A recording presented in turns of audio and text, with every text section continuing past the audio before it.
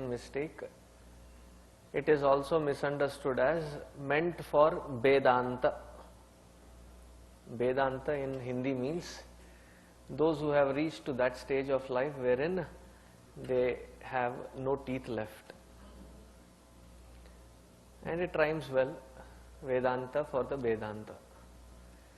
But anybody who wants to get a grip on their life, living, and bring in a transformation, Upanishads are the place to start from. The reason these Upanishads are also called as Vedanta is we find that in and through these Vedic literature, before Maharshi Vedavyasji, we did not have a very constructed format. There were different schools which would teach various samhitas, segments of Vedas, and it was given in from one part or one guru to the next disciples. And it was a mammoth task taken up by Maharshi Vedavyasji that even today we celebrate in his honor the Guru Purnima, that he travelled across, compiled all these samhitas together, and somebody who is trying to bring in a change into the existing system is not always that welcomed into the environment. People think that he is a crazy person. So until then there was this tradition of Shravana, wherein the student listens to the teacher, and with the process of listening, which was so intense that they would learn it through their listening process only. That is why it is called Shruti.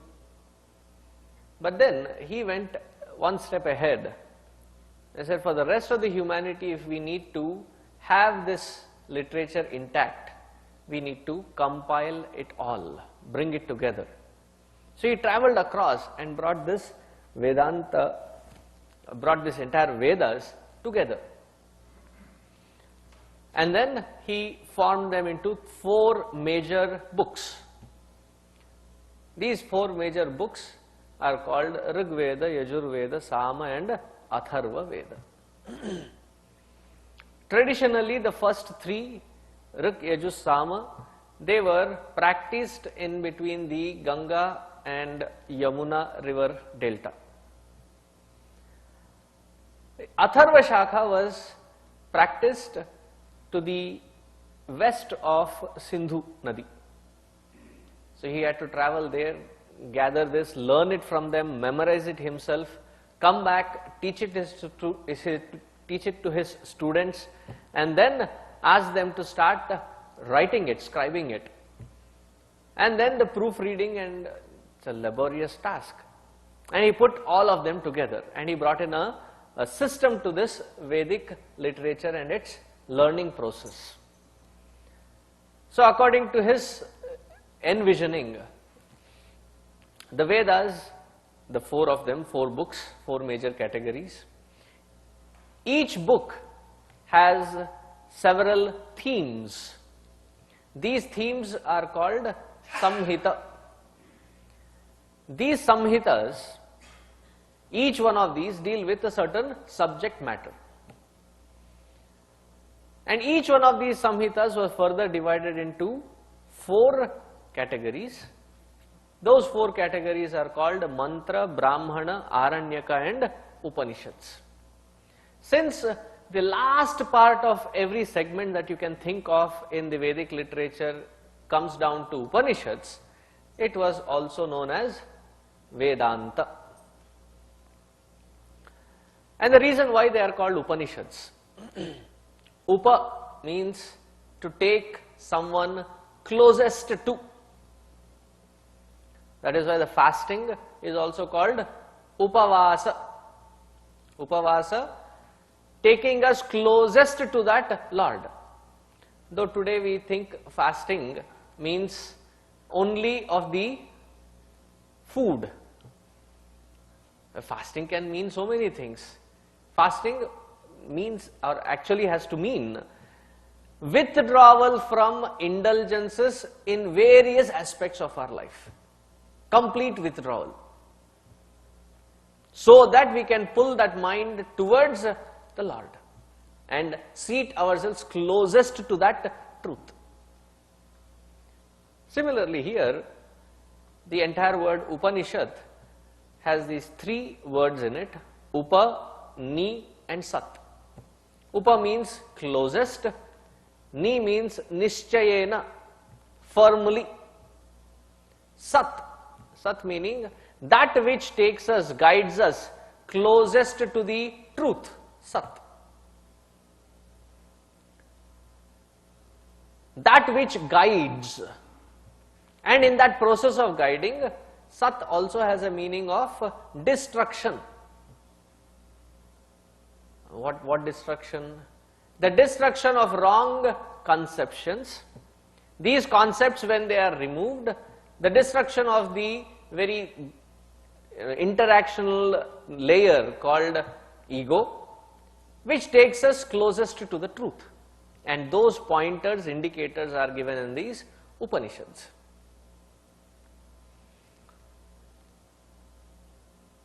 How many are these Upanishads? When you look at the content of the Upanishads, you can say there is only one Upanishad, because it talks about one truth only. But they have been expressed in various environments, so we find many of them. Of these many, 108 of them are authenticated by none other than Hanumanji himself in an Upanishad called Muktiko Upanishad, in which he enlists these 108 Upanishads.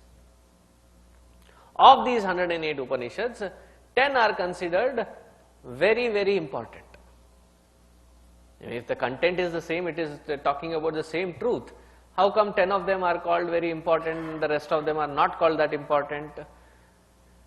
The importance comes into picture when these various masters who had started these different schools of thought within the Hindu realm. What kind of schools of thoughts? Dvaita, Vishishtadvaita, Advaita, and there are many more. These three are the most famous ones. Often we interact with these three major differences. So whenever they had to present their school of thought, their thought had to be justified in explaining three major scriptures. One is the Upanishads, the second one is called the Bhagavad Gita, and the third is the Brahma Sutras written by Veda Vyasji. So all these three put together are called Prasthana Traya. So they have to comment on it. And not just that they have to comment, like in today's world when somebody is trying to present a thesis for their PhD, they have to first present their topic, and then they have to work on providing a lot of documentation, and then finally they have to stand up for various angles of their theories being questioned, and then finally it gets approved. Similarly, whenever these masters had to present their school of thought, after having worked on this Prasthana Traya, they would take it to the educated, and in their presence, when they were questioned, the ability to answer them flawlessly would establish that school of thought. And when the Upanishads were commented, 10 of them were considered as a common platform. Isha, Kena, Katha, Prashna, Munda, Mandukya, Taitriya, Aitriya, Burhadaranyaka, Chandogya. 10 of them. These 10 were commented by Ramanujacharya, these 10 were commented by Adi Shankaracharya, these 10 were commented by the Embarkacharya. Various such schools of thoughts, they had to present their thought on these 10 Upanishads, 700 shlokas of Bhagavad Gita and 555 sutras of Brahma Sutras. The other Upanishads, in a very literary sense, they were recognized as minor Upanishads. Minor, when they call it, in no sense does it mean that the content is minor, because it's talking about one supreme self, and in no sense that content can be called minor. Because it was not commented by these masters, they are considered as minor in a literary sense. So one of the most famous ones in these minor Upanishads we come across in the Atharva Veda, and it's a very famous one too. If you start researching on Ganesh Atharva Sheersha or Ganapati Atharva Sheersha or Sheershopanishad, Ganesha Atharva Sheershopanishad or Ganesha Upanishad, various names for the same one, we get lot of discrepancies. What kind of discrepancies? Some, whenever there is a research scholar who wants to identify the timeline of our Vedic literature, confusion begins. One of the important factors is they are apaurushaya. Apaurushaya, they are not written by, authored by anybody. The knowledge thus carried is eternal, and that knowledge which is eternal, to trying to put it in a timeline, it causes lot of unnecessary confusion. So you would find somebody commenting that this Upanishad came into picture in about 18th or 19th century, which is when there was a lot of bhakti movement in Maharashtra, and during that bhakti movement one of the prominent god forms that were invoked were Lord Ganesha, and hence therefore came in the worship, and various Puranas around Ganesha also came in around that time. So there is a lot of discrepancy when you go in with the understanding of timeline. But if you put that aside and take to the orthodox school thought that the knowledge is eternal, and these Upanishads carry that one supreme reality as the point of focus. Now, if it is that one point of focus is that supreme reality, why is it specifically being called as Ganesh Atharva Sheershopanishad? Atharva because it is in the Atharva Veda. Why is it called Ganesha? So in our Vedic literature, because bhakti, that word, we do not find it in the Vedas. We find it in the later literature, later Sanskrit. Bhakti in those days was recognized as Upasana. Upasana was also a part and parcel of spiritual evolution. This particular Upanishad focuses on both aspects of Ganesha, one being the Saguna Sakara, the second one being Nirguna Nirakara. Saguna Sakara, Saguna, that which is with attributes. Sakara, that which is with a certain form. The second aspect, Nirguna Nirakara, attributeless and the formless reality. So when we always look at the idea of God in our Sanatana Dharma, both are equally acceptable. That one supreme reality, Paramatma, expresses forth in different forms. And one of the forms is Lord Ganesha's form. Back in our age-old practices, time and again in history we have seen predominance of certain form of bhakti, certain form of upasana catching like a wildfire. As soon as that form of devotion gets very, very popular, then you can find a lot of people who are not just devotees, but are transformed into fanatics. So there were 5 such schools or sects. What are these sects? So we recognize them by their color code or symbol on their forehead. So if there are vertical lines or horizontal lines, so, Lord Shiva, then there is Vishnu. If there are any Tamilians, they will tell me that there are 2 kinds even in those. One is a U format, the other one is a V format. If I am not wrong, Tengalai and Vadagalai, I think that is what it is. If there is any Tamilian, you can vouch for it.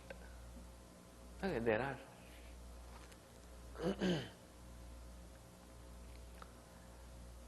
So one are called, those who are worshippers of Shiva, they were called as Shaiva. Those who were worshippers of Vishnu, they were called Vaishnava. Those who are worshippers of Shakti, they were called Shakta. Those who are worshippers of Bhagavan Surya, they were called Saurya. And the last one is those who are worshippers of Ganeshji, they were called Ganapatya. And each one of them, the way they would bring out in the Puranas or you see their literature, and for any ordinary Hindu reading through these different Puranas or different subjects on these different sects, it's very confusing. Why? Each one of them claims that that form of God is the ultimate reality. Shiva is the ultimate reality, and that form of Shiva has given scope to the rest of the deities to express. In order to remove that confusion, let me take you step by step why that confusion exists and remove that confusion. That Paramatma that we call in Vedanta, Paramatma, the Supreme Being, that Paramatma is recognized by the Vaishnavas as Narayana.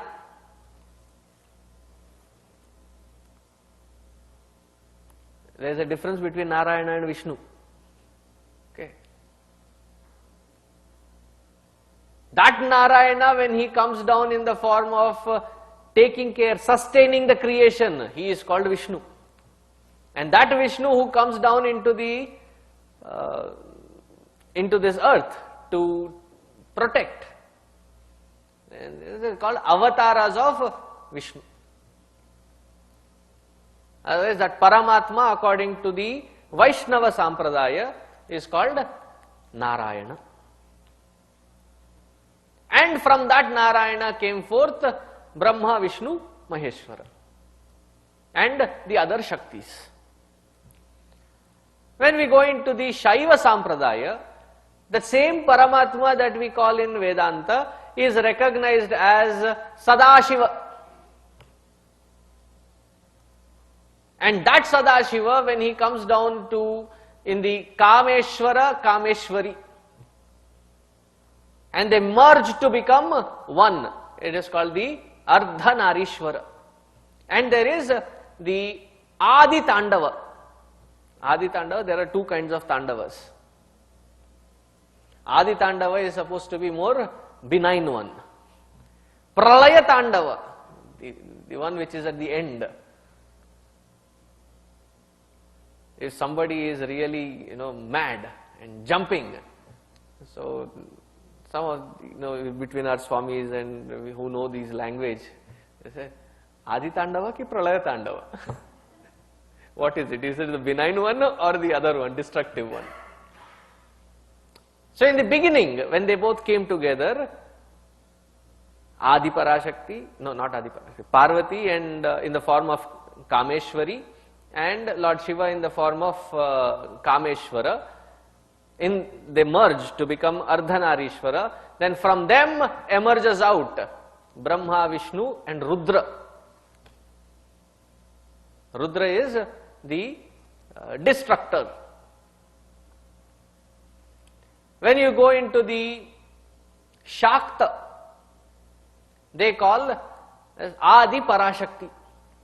And from that Adi Parashakti came forth all these Brahma, Vishnu, Maheshwara, and each one of them having Saraswati, Lakshmi and Parvati. All of them are the Amsha of that Adi Parashakti. Similarly, those who are Ganapatya, they worship Lord Ganesha and that primordial form, that which we call in Vedanta as Paramatma, is recognized as Mahaganapati. Usually Mahaganapati, the description is with 4 arms, Pashankushadhara, Modaka Hasta. These are the definitions. We will look into that as we move forward. And from that Mahaganapati came Brahma, Vishnu, Maheshwara. Saurya, the worshippers of Surya, they worship that Paramatma in the name of Surya Narayana or Arka Narayana. Arka is another name of Surya. And from him comes out these 3 murtis, trinities.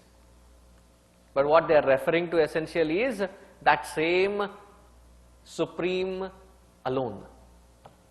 Different nomenclature, different ways of identifying that Paramatma. And when the animosity between these different sects, that my form of Lord is greater than your form of Lord, confusion maximum. And they take it to the farthest extent, that all these worshippers of Shiva have to be annihilated, all these worshippers of Vishnu have to be removed, destroyed. If you look at the stories in our history, you will find enough of that. Fanatics. So by the time Adi Shankaracharya ji came into picture, he saw this extensive damage because of sectarian confusions. So he brought in a beautiful system called Panchayatana Puja. And if you look at Adi Shankaraji's, when he was a visionary, so what did he do?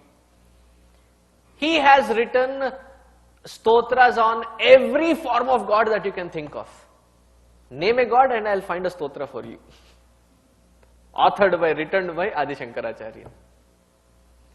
Either it is a Panchakam, Shatkam, Ashtakam, Dashakam.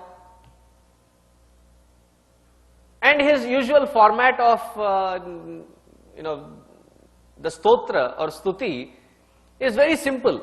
His formula is amazing. Say he is doing a Panchakam, Ganesha Pancharatna.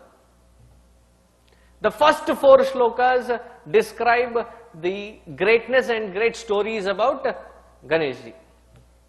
The last shloka, he identifies that Saguna Sakara as the very Nirguna Nirakara Parabrahma Paramatma, and he says everything is nothing but that Paramatma alone.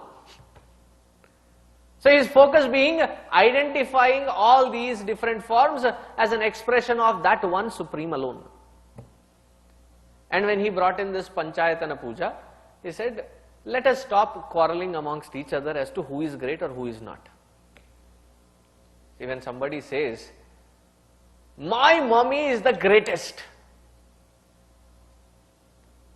See, greatest is a comparative word. But at that point when somebody is expressing their love saying that my mom is the greatest, are they saying in comparison with other moms out there? When they say, Mom, you are the greatest. No, they are not talking in comparison with other moms out there. saying that the other moms are worst, better than or the best of them all is you. No, they are not talking in terms of comparison. It is just a way of expressing their love or implicit love towards that person. Similarly, he said, you may have extensive devotion for that form of God, but let us not have animosity that that form alone is the truth. There are others and that form also can be accepted. Hence, therefore, he merged this and he said, on the altar you have 5 points, 4 corners and in the middle. Say there are people who are worshipping Bhagavan Shiva. So you put the Shiva Linga in the middle. Ganesh ji, Shakti or Shri Chakra and Saurya and Vishnu, Shaligrama. So you put all of them in that corner. Pradhanyataha, the most focused puja is on that form of Lord that you can relate to. But having them on that same altar, there is no animosity.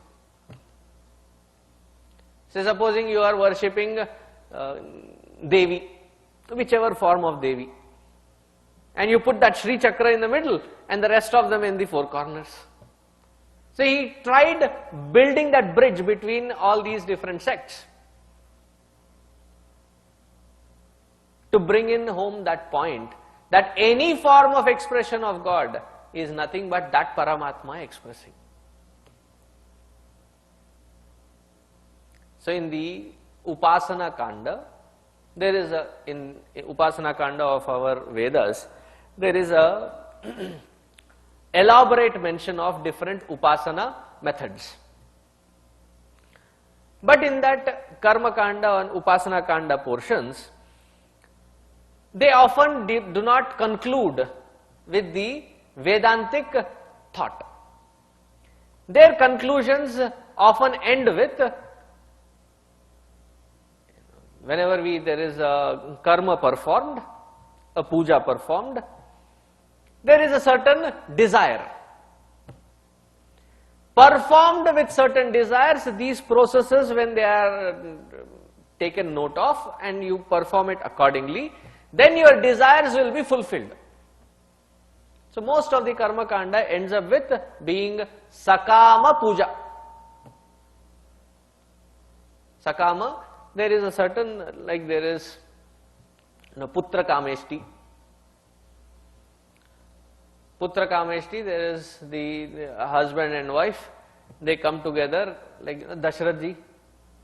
So he came and then he performed the Putra Kameshti Yaga, and meticulously to be performed. Having performed which, there is a end result, Sakama Puja. But then, by the time we come to the Upasana evolving into Nishkama, it takes the Vedantic standpoint. It merges into the Vedantic standpoint. Such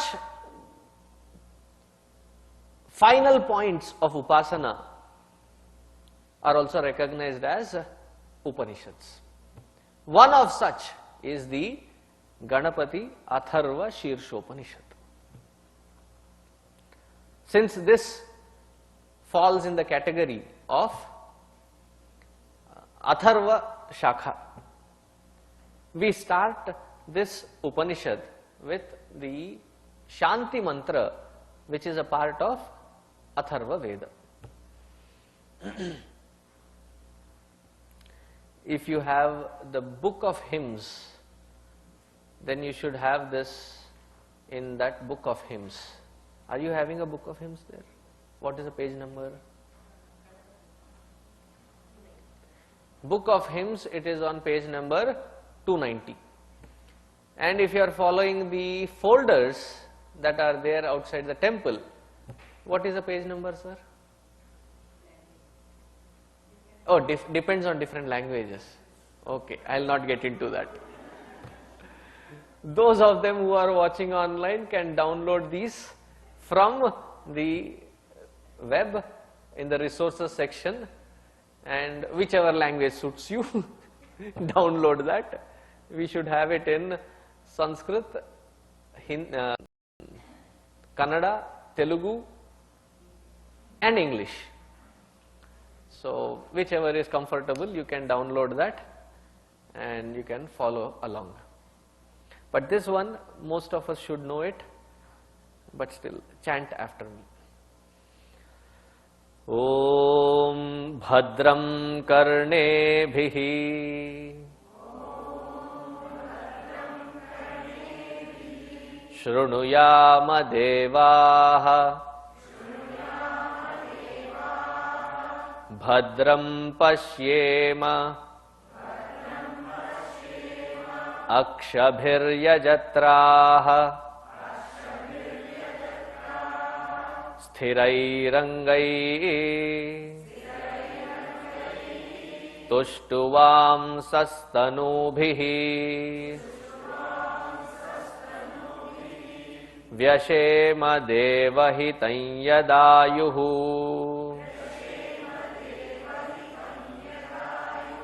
Swasti na Indro Vruddhashravaha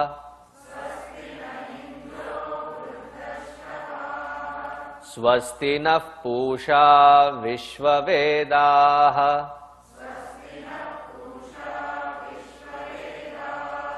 Swasti nastarksho arishtanemihi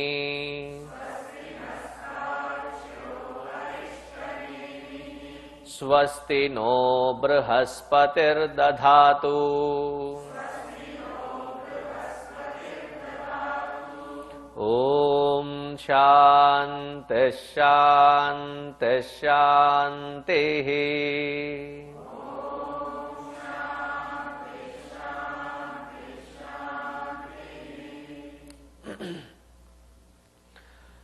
Bhadram karne bhihi shrunuyama devaha. So this whole platform of learning is when we are alert, available and open. Open for what? Open for listening attentively without judgmental blocks. See, many a times, not realizing, having a book in the hand with the meaning is more detrimental than not having a book at all. See, many of them who come for the Sunday Bala Vihar and they sit for the Bhagavad Gita classes, especially those who are new, while the shloka's meaning is being given, they are busy doing parallel processing. And what is the parallel processing? Half listening and half reading and instantaneously trying to compare.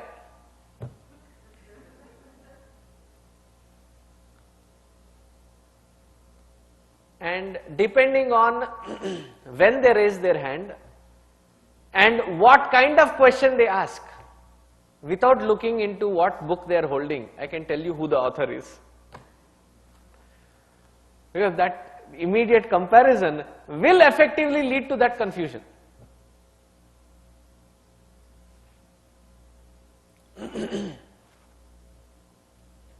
Like somebody who suddenly, one of these satsangs asked me, but did Bhagavan Krishna actually give Bhagavad Gita or was it Lord Shiva?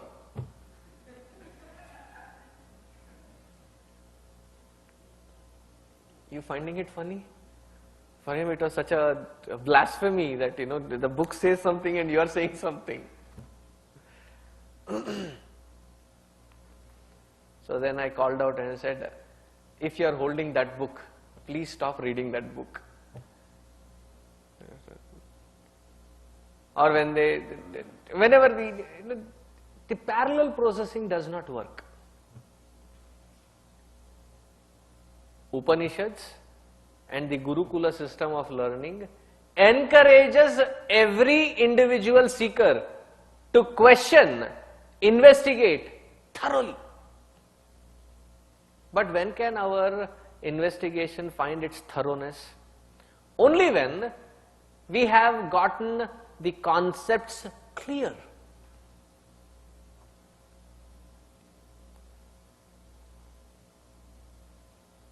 If I may, while listening, stop processing also. Just gather the data. Like the cow eats the fodder, and then when it finds time, what does it do? Choose on that cut. And back in India, it doesn't matter even if they are in the middle of the road. They are the king of the roads.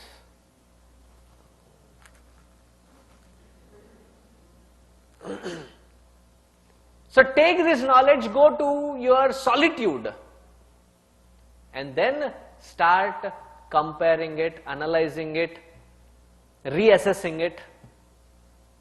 And at that Shravan, at that Manana point, when we find some discrepancies, come back with questions. Sometimes it becomes so disruptive that we don't even give the opportunity to complete the thought. Swamiji, I have a question. Pehle complete to karne do. So jovially I keep telling that I have not given enough to confuse you, hold on. Let me confuse you thoroughly, then you can ask questions. So the process of listening is not just because our ears are open and we are trying to listen. It has to be so attentive and it has to be without judgment or calling on it right away.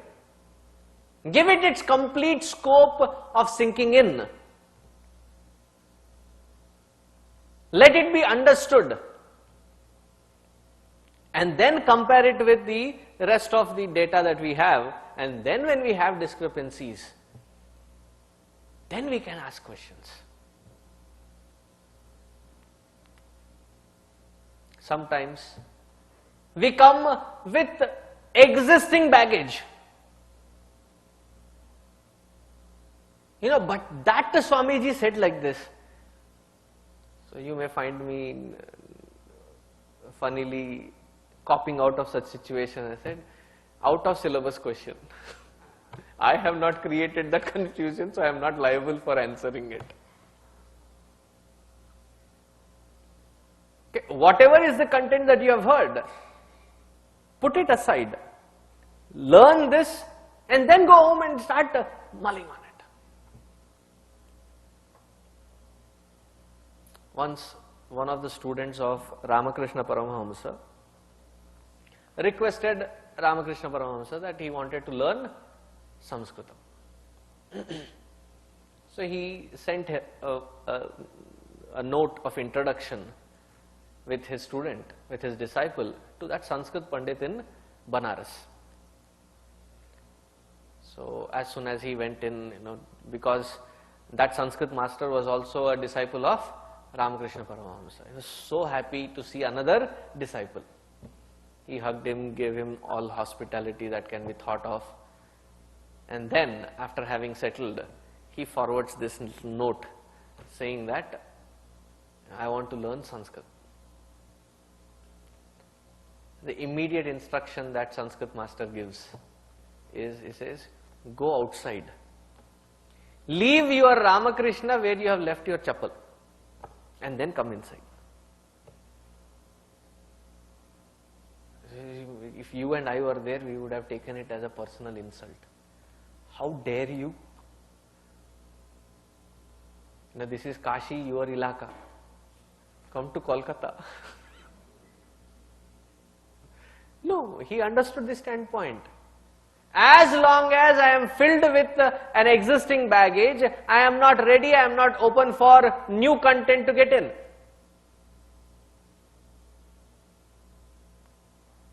So the ability to listen thoroughly without instant comparison, and to completely understand what is being said and then start processing it. That ability to listen is being mentioned here as Shrunuyama Devaha. May God's bless us that we have this aptitude of keen listening. Bhadram pashye makshabhirya jatraha. One meaning. May I see all bhadram, auspiciousness around. If it is just that limited portion of understanding, miserable is such seeker's life. Why? They start making decisions based on this one line of understanding. Swamiji, I have stopped going to such places. I have stopped meeting such people. I have stopped interacting with such groups. Why? Not auspicious. We have just stepped into the spiritual realm to begin our journey. Who gave us the authority to decide who is qualified or not? And as we grow, as we move forward in life with various experiences that we come across, we do not have that kind of luxury to avoid circumstances, peoples and things. So that meaning has to evolve to the next level. Whatever I come across, may I take bhadra, auspiciousness alone. This is also just a second stage. The first stage is, I avoid everything that is not auspicious. Now if you go to the highest Vedantic standpoint, show me in this world one thing which is not auspicious.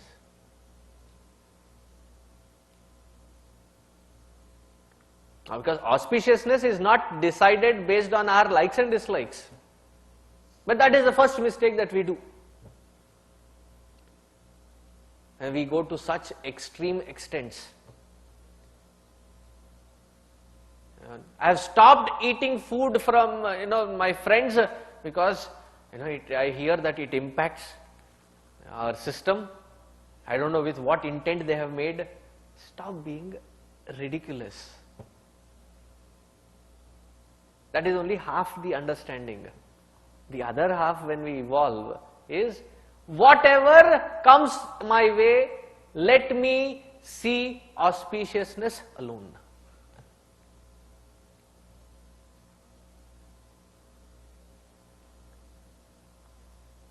And the third stage of seeing is, I don't need to filter, because everything that comes my way is from my Lord alone, and it has come only to uplift me from this existing stage of spiritual evolution to the next. Hence, therefore, everything is auspicious. I just need to open up and learn how to grow from each step, each experience that I come across.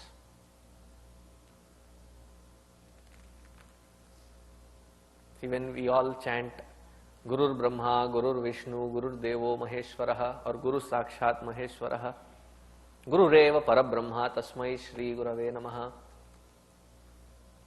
invoking that Guru so that Gurur Brahma, he creates the seeker in me. Guru as Brahma, what kind of creator is he? He has to create that seekerhood in me. Guru Brahma. Guru Vishnu. Many of us have initial enthusiasm. Karke dikha denge. So I feel the enthusiasm. So tomorrow early morning 4 o'clock, Brahma Muhurta Kala, I wake up and start my meditation. And directly, so far has never done any yoga abhyas or anything, directly sits in Padmasana. After half hour, sunte ho? Why, what happened? The leg is frozen, locked in, can't pull out, can't move. I am not exaggerating. I have practically seen such. And after that initial enthusiasm and a little bubble burst, never look back into that path until the next burst of enthusiasm. So that seekerhood has to be sustained. May that Guru help me sustain that seekerhood in the form of Vishnu. Guru Brahma, Guru Vishnu. And in such sustenance, whatever are the hindrances that come across, may they be destroyed by that Guru in the form of Shiva, Maheshwaraha. Because that Guru that is leading me is trying to teach me, evolve to that stage that I can see, perceive Paramatma, Parabrahma everywhere. That should be the ultimate goal.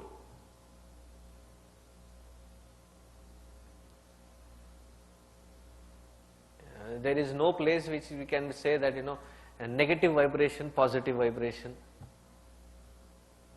Oh, everything is Paramatma. Oh, Swamiji, when we come into Saaket, it's so peaceful. The temple especially is, vibrating, throbbing with energy, vibration. I have to maintain a straight face. ठीक है.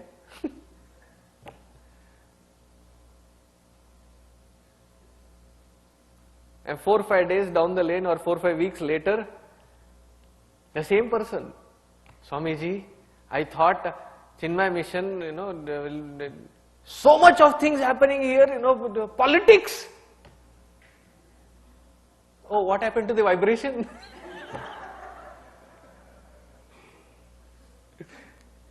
One extreme and then the other extreme.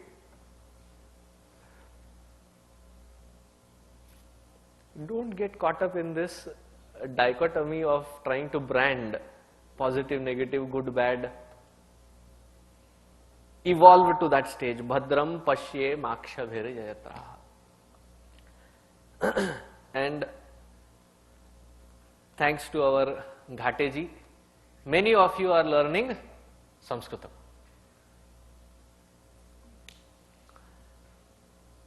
So when you look at,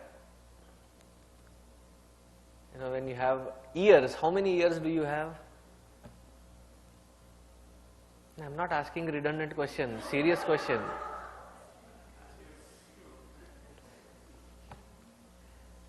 How many eyes do we have? But here there is a plural used.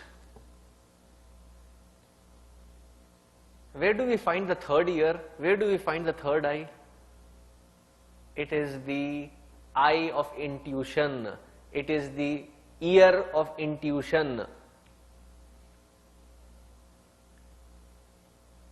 Don't listen to what I am saying, listen to what I mean.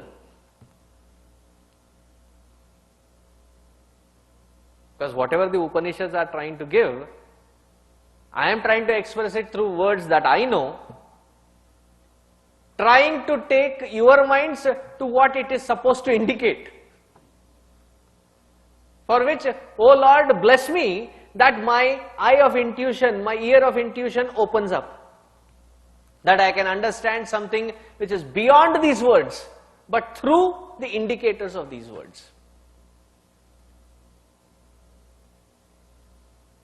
See, this ultimate truth that is being spoken of, however good vocabulary may be, however poetic we may be able to express, each set of vocabulary and its expression has its limitation. It can only take us so far.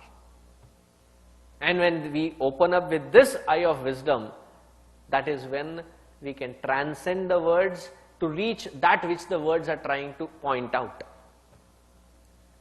Bhadram karne bhishrunuyama devaha bhadram pashye makshabhir jayatraha. And in order to reach to that goal, O Lord, bless us with sthiraihi angaihi. May my limbs be firm. Agile but yet firm, not rigid. Once I was with somebody, he is a yoga master. So I said, what is the difference between exercising, going to a gym, exercising, and doing yogasana? So he said, exercising will help different parts of your body. Muscular, round figure, the pecs, you get all that. But then you also start becoming rigid. The body limbs start becoming rigid. But whereas yogasana, it touches every aspect, makes it agile as well as firm. So here the prayer is, may my limbs be firm and agile. Sthiraihi angaihi. Again, many of the spiritual seekers get to a mode of operation which is very detrimental in spiritual growth. Suddenly, there is some physical ailment. And then they take to a standpoint that this is what I have to face. This is my prarabdha. So they will not go to a doctor, they will not take medicines, they will not take anything to relieve their existing pain.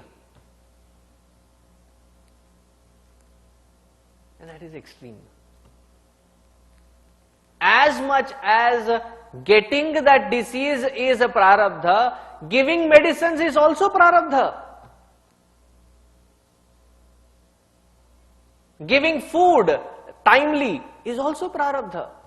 Or else in the name of spirituality we become so rigid in our practices that we start abusing the system given to us by Lord. Don't be attached to the body, but don't neglect it either. Why? Deho devalaya proktaha jivo deva sanatanaha. This body is the temple for the jiva. And how should the temple be maintained? Clumsy, dirty. You go to some of the temples. For many years, I resisted having, the vibhuti and kumkum there. Because I know the crowd coming. So they will put the kumkum and then you will see the entire wall. Have you gone to Hanuman temples? Orange streaks everywhere that you can find.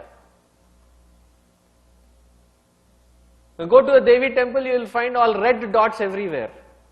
Why? I have done, there is little left, put on the walls.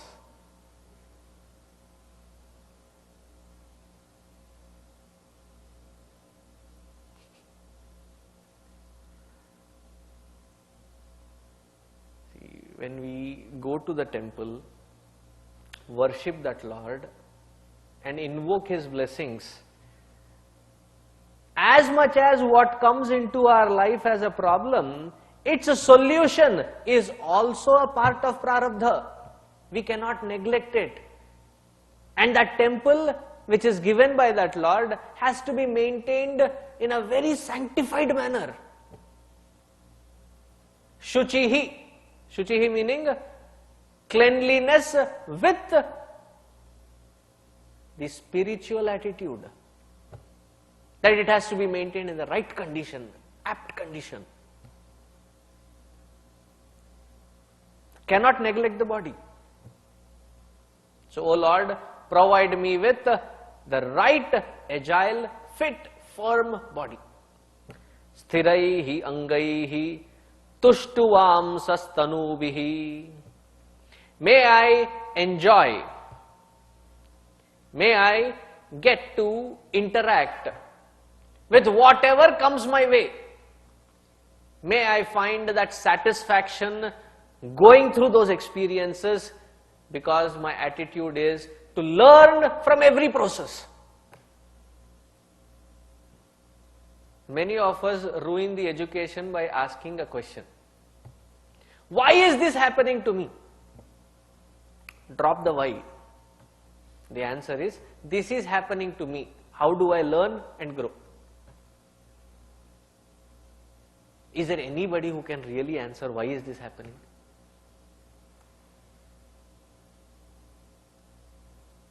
So we go to the palm. And the palmist says, to act like a palmist is very easy. Look at their hand. And just to confuse, look at their other hand also.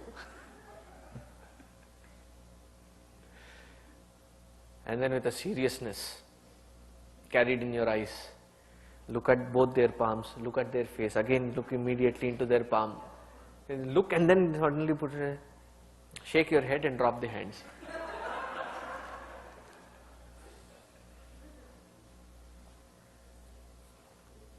And then they'll think that you are an expert in palm reading. The other day in Chitrakoot, there was this person, he said, Panditji, we are going through tough times. I brought our whole family's horoscopes. Can you tell us what is going wrong?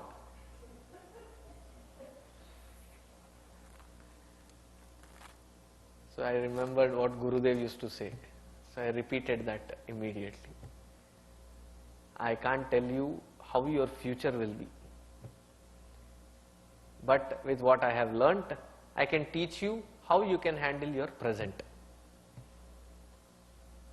So don't give me your horoscopes, they are horoscopes for me.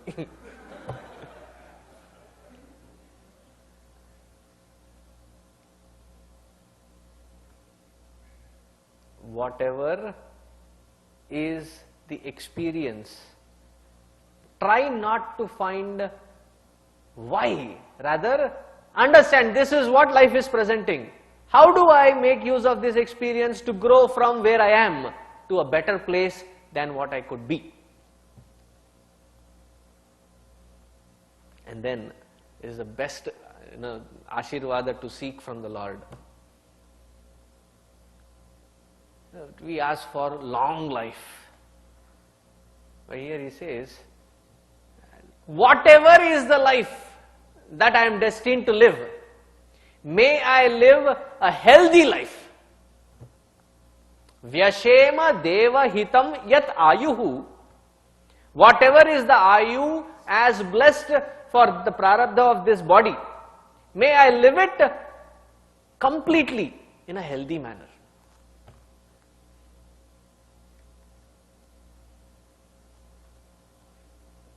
In one of the houses, Panditji was, one of the Panditjis there. Whenever you take blessings, they have the akshata and they chant, Shatamanam bhavati shatayuh purushas shatendriya ayushevendriye pratitishthati. So immediately the guy who was getting the blessings, he lifted his head and said, oh, no, don't curse us. Why? Who wants to live painful 100 years? See, neither ask for an extension nor ask for a quick relief. Whatever I am destined to live, may I live it so positively and healthily that I make the best of every single experience that comes towards my direction. Vyashema deva hitam yadayuhu. And then he seeks the blessings of all these gods. This mantra, what we learn is the Yajurvediya Shakha. That is how we pronounce it. But if it is the Rigvediya Shakha, there is a little difference. That is what usually is in the North Indian tradition. Swasti na indro vruddhashravaha Swasti na pukha vishwavedaha Swasti na starksho arishtanemihi. it's not that it is wrong, but it is a different shaka of pronunciation or rendition. So, swasti na indro vriddhashravaha. Of all the gods, their leader, vriddhashravaha, their leader. Who is it? Indra. May that provide me swasti, auspiciousness. May he bless me. May he protect me. Why Indra? Within our system here, our own intellect is called the Indra. Because the intellect is the one who controls, manages mind and its contents, the organs of perception and their interaction, the organs of action and their interaction is controlled by this intellect. The memory also is controlled by this intellect. So all these devas here are controlled by that intellect, and may this Indra protect me and bring forward auspiciousness by keeping my intellect alert and shining. What does alertness mean? While learning, to have alertness. Otherwise, we get into the lecture mode, and everything that I say, you keep agreeing.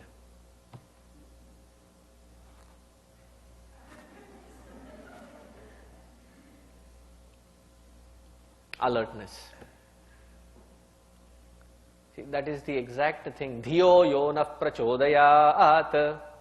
May my intellect shine forth with this wisdom every single day, every single experience. That whatever I learn, let I apply it in my day-to-day life, leading a conscious life. Swasti na indro vriddhashravaha. Swasti na pusha vishvavedaha. The very embodiment of knowledge. All knowing. Why? Because in his illumination, Pushan,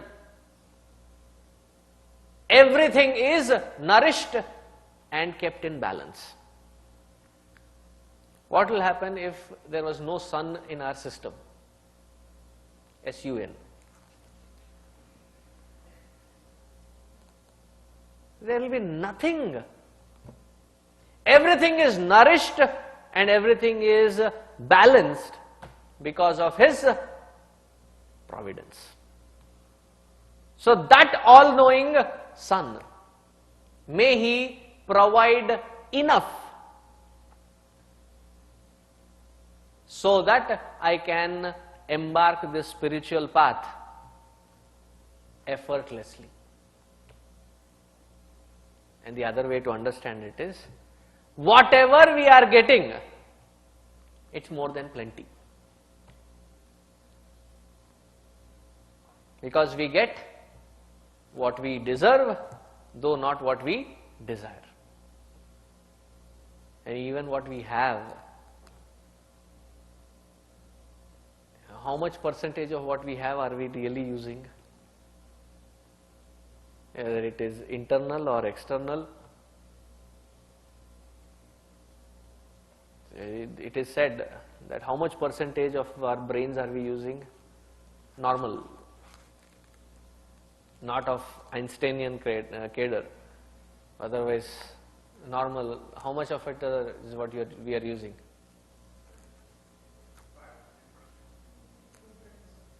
25? 2 to 3%. No? Little higher? Okay, how much? Let the doctor speak.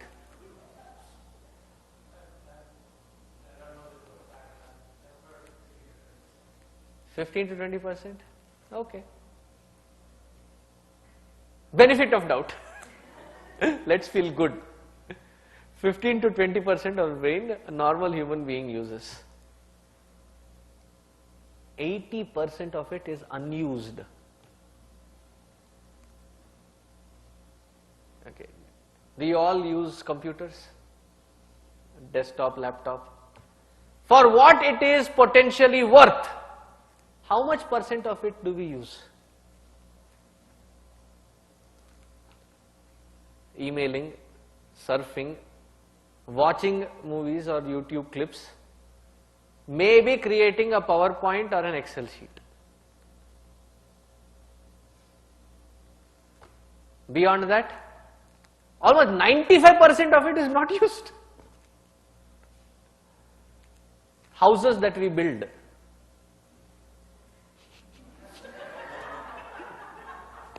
Thank you.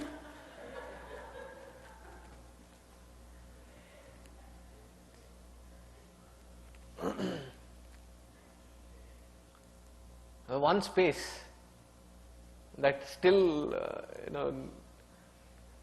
it's a formal dining area. कभी कुछ करते हो वहां पे? And that space is built for maybe once in a year, once in 2 years worth use. The rest of the time,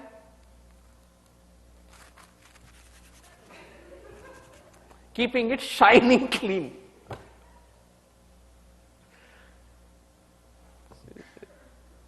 Oh Lord, you have given us enough.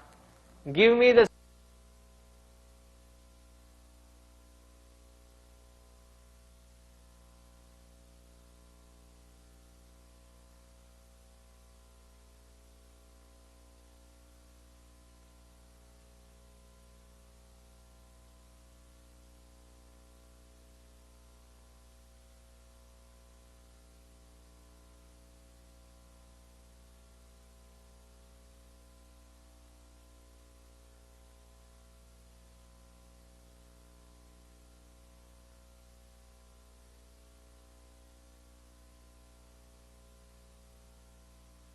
Can you hear me? Okay. So like that. Use everything to its maximum, complete utility. We have been provided for already. Swasti nastarksho arishta nemihi. May the Garuda. What is Garuda? That on which the Lord travels. He is also known to be carrying the Vedas. So when the knowledge comes to us, what is the Swasti? The Swasti is, may I be available when the knowledge is coming in. Just when the download is about to complete, my system crashes. All that which was downloaded, gone. It was not even saved. Similarly, he says, may that Garuda, who is the carrier of knowledge, bless me by keeping me available and open when the knowledge arrives. It is not that we don't get those messages from the Lord. When we do get, we are either busy out doing nothing or busy in sleeping. But seldom we get the opportunity to stay awake and receive that knowledge. May I receive that knowledge in its entirety. Swasti no Brihaspatir dadhatu. The mention of Brihaspati here, he represents the entire Guru Parampara. See how broad they can be. They are not again sectarian that, my Guru, my Shishya, and caught up in that rut again. Many times wearing these clothes, people, Swamiji, आपके कितने भक्त हैं?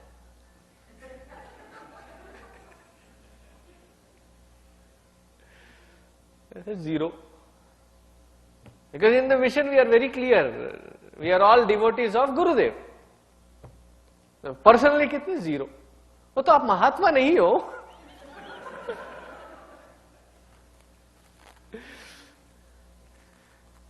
I said, no, I am not a Mahatma, I am Chota Atma. The opposite of Maha is Chota, so Chota Atma. See, let us not get caught up in that. Guru is not a form, is a principle. May that Guru principle guide, sustain and protect me from myself. More than the world, it is protection from one's own self. May I invoke that swasti from the entire Guru Parampara. Swasti no brahaspatir dadatu. And then he says, Om Shanti Shanti Shantihi. Shanti, without that peace, no effort will have stability.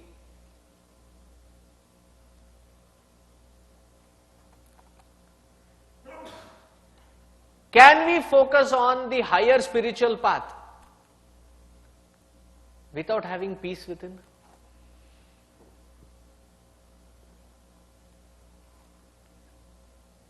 With the right spelling of peace. P-E-A-C-E. I told you, I think, long time ago.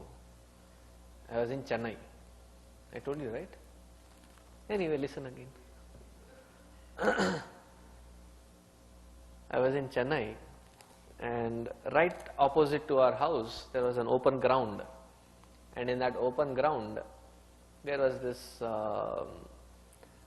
they call Christ Swasti Sabha or something, wherein they have these huge meetings, and there is this fellow who is talking in English, and it's being immediately translated into Tamil, and we were watching it from our balcony. A memorable one. Jesus was a great man. Jesus was a Mahan Purushan. When the intensity of speech and the translators also equally matches. Jesus was a great man. And then he went 2-3 sentences and then suddenly said, Jesus loves peace. And this fellow translates, Jesus pachipatani pudikum.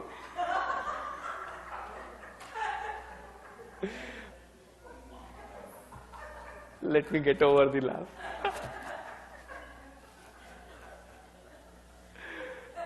Pachipatani means the green piece, the snow piece.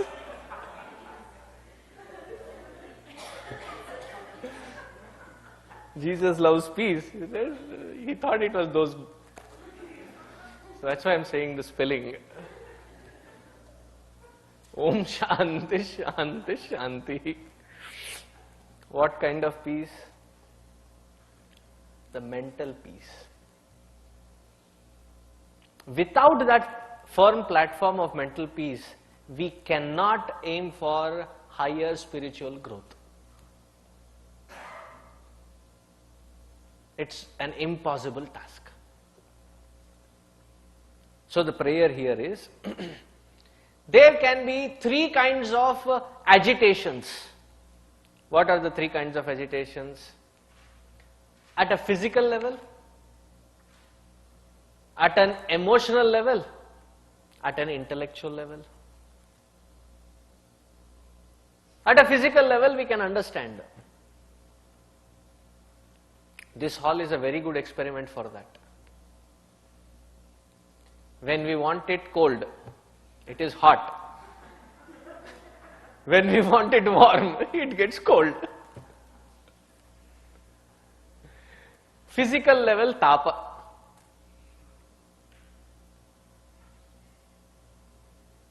Tapa is the experience, and our reaction to tapa is the papa. See, whenever we react to it, instead of responding, that reaction is called papa. But we go through that tapa. The physical level tapa. The emotional level tapa.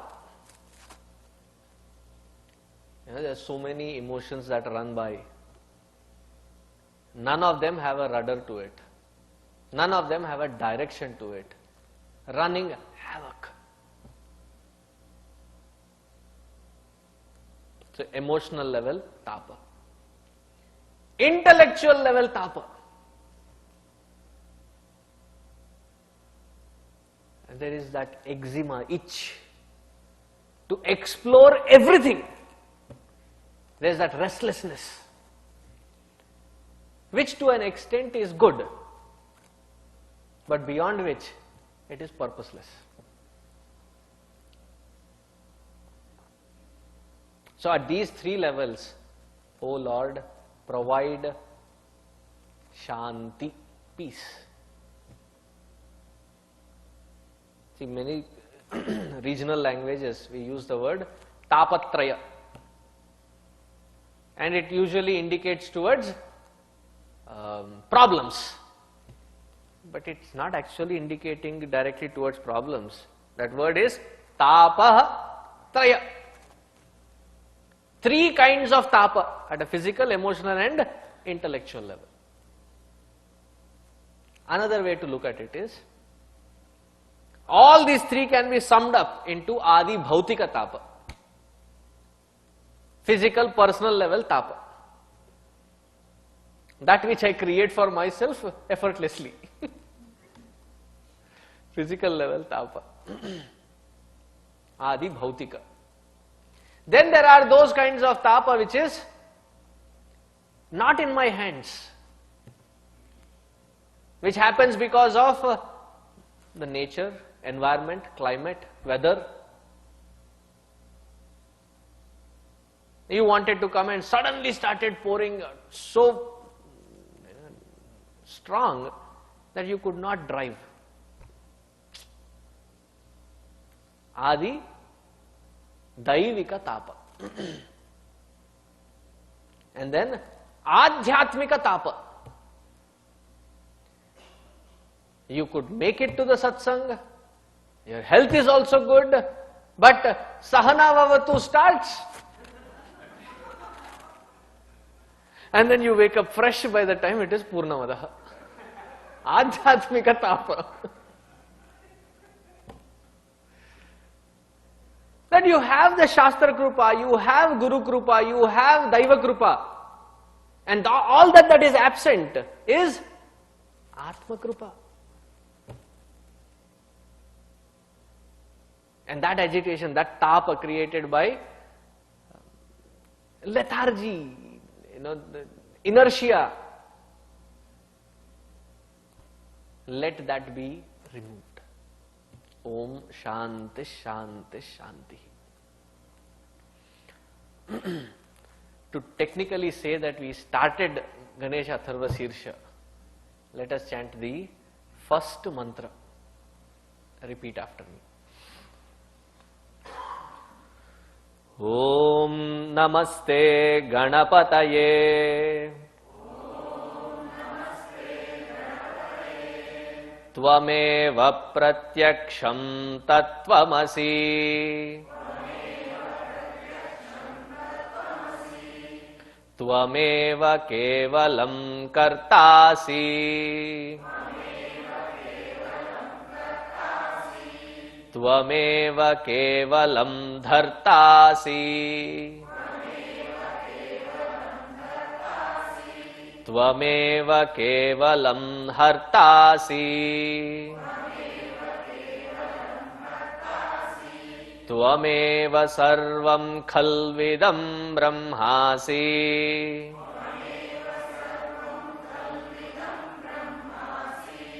Tvam sakshadatmasi nityam.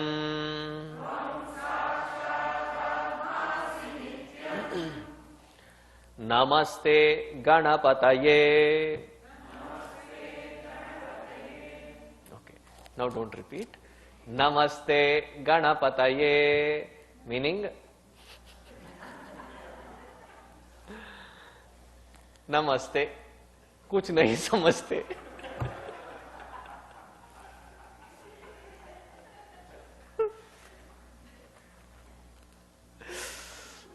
I had to say it, it was rhyming too good.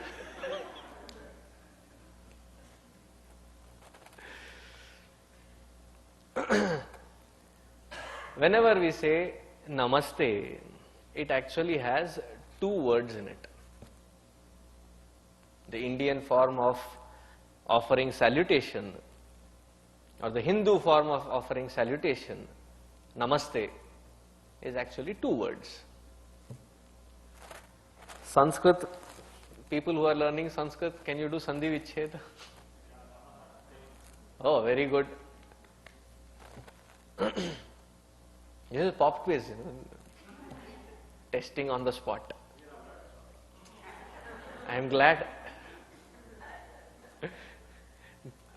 that it is not the other way condition. It is Namaha Te. Te is often used in terms of respectful addressing. Te, unto you. Namaha.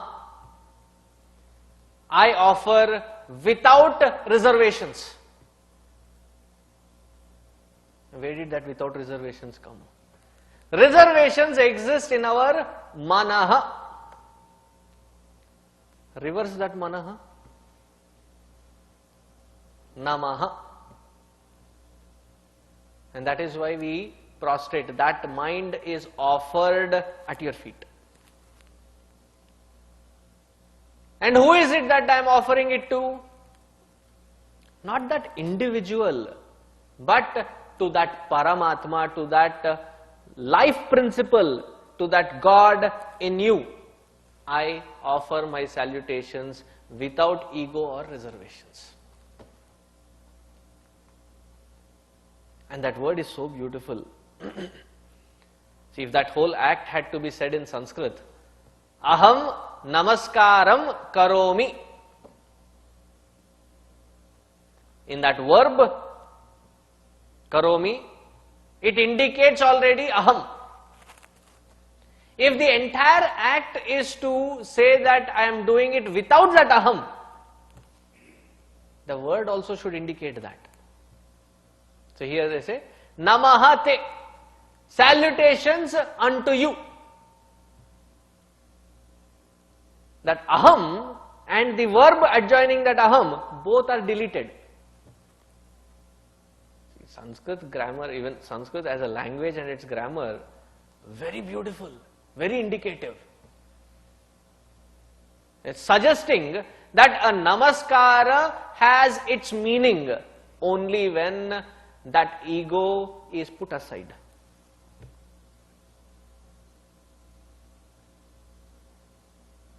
With such an attitude of salutations, I offer my salutations to Ganapati. Ganapataye, unto that Ganapati, I am offering Lord Ganesha, I am offering these salutations. So until tomorrow, keep offering the salutations. Tomorrow we will see what Ganeshji means and the rest of the meaning. Om Purnamadah Purnamidam Purnat Purnamudachyate Purnasya Purnamadaya Purnameva Vasishyate. Om Shanti Shanti Shanti. Harihi Om Shri Gurubhyo Namaha. Harihi Om. Those of you who don't have this copy with you, you can go to visit our website and get a printout of this Ganesh Atharva Sheershopanishad in the Vedic chanting section. And from tomorrow onwards, you can also chant along with us. Hari Om.